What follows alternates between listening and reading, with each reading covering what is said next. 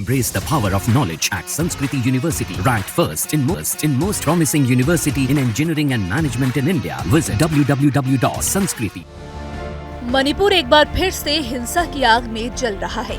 पूर्वोत्तर में स्थित इस राज्य में लूट, हत्याओं और अशांति की खबरें सामने आ रही हैं।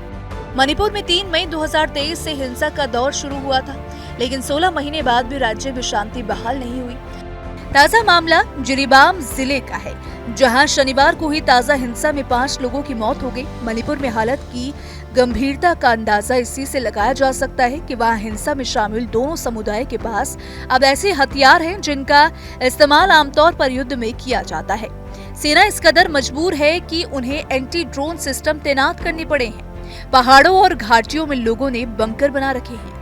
ऐसे में सवाल ये उठता है कि आखिर 16 महीने बाद भी इस राज्य में हिंसा क्यों नहीं थम रही। वैसे तो मणिपुर में पिछले साल मई से ही हालात तनावपूर्ण है, लेकिन पिछले कुछ महीनों से स्थिति थोड़ी नियंत्रण में थी। लेकिन अब हवाई बमबारी, आरपीजी और अत्याधुनिक हथियारों के लिए ड्रोन के इस्तेमाल के बाद हालात और खराब हो गए। ताजा हमले के बाद तलाशी में पुलिस को 7.62 मिलीमीटर स्नाइपर राइफल, पिस्तौल, improvised long range motor, improvised short range motor, grenade, hand grenade समेत तमाम आधुनिक हथियार मिले। वही मणिपुर अखंडता पर समन्वय समिति यानी कि COCOMI ने एक कड़ा अल्टीमेटम जारी किया, जिसमें मणिपुर में चल रहे संकट को हल करने के लिए भारतीय सशस्त्र बलों से तत्काल और निर्णायक कार्रवाई की मांग की गई है। समिति ने स्थिति से निपटने के लिए बलों को 5 दिन की समय सीमा तय की, जिसमें चेतावनी दी गई है कि कार्रवाई न करने पर लोगों को अपनी आबादी की सुरक्षा के लिए कठोर कदम उठाने पड़ेंगे। तो चलिए अब जान लेते हैं कि आखिर हिंसा क्यों नहीं थम रही। सबसे अहम सवाल यह है कि आखिर मणिपुर में हिंसा थम क्यों नहीं रही। इसके कई कारण हैं। आसान भाषा में समझे तो ये पूरी लड़ाई 2 जातीय समूह कुकी और मैतेई के बीच की है। ज्यादातर मैतेई समुदाय के लोग घाटी में रहते हैं और वहीं कुकी समुदाय के लोग पहाड़ों पर रहते हैं। हिंसा की बात तो इन दोनों समुदायों का एक दूसरे के स्थानों पर जाना बिल्कुल बंद सा है। यही अलगाव हिंसा न थमने का एक बड़ा कारण है।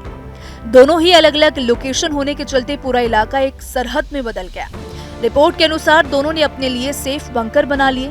भारी मात्रा में हथियार दोनों के पास ही मौजूद हैं, जिससे जब मौका मिलता है तब वो एक दूसरे पर हमला करते हैं और फिर बंकर में छिप जाते हैं।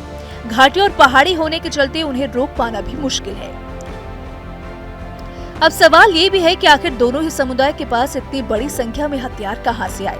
जिन हथियारों का हिंसा में इस्तेमाल हो रहा है वो आमतौर पर युद्ध में इस्तेमाल किए जाते हैं या फिर जवानों द्वारा इस्तेमाल किए जाते हैं। दरअसल मणिपुर में तैनात सेना के जवानों समेत कई थानों में पिछले दिनों हथियार की लूट की खबर सामने आई थी। अधिकारियों ने कहा था कि भारी मात्रा में आधुनिक हथियारों की लूट हुई है।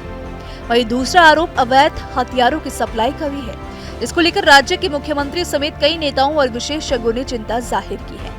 आरोप है कि पड़ोसी देशों से मणिपुर में अवैध हथियारों की सप्लाई हो रही है, जिससे हिंसा भड़क रही है।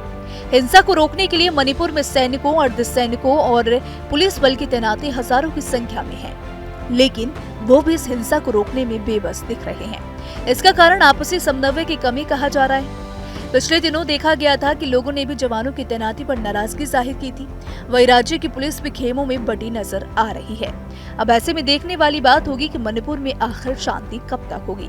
तो फिलहाल इसको लेकर आप क्या सोचते हैं, आपकी क्या राय है? आप अपनी राय हमें कमेंट सेक्शन में जरूर बताइएगा।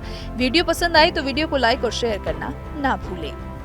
Embrace the power of knowledge at Sanskriti University. Ranked first in most promising university in engineering and management in India. Visit www.sanskriti. News nation अब व्हाट्सएप पर खबरों के ताजा अपडेट के लिए न्यूज नेशन के इस QR कोड को स्कैन करें।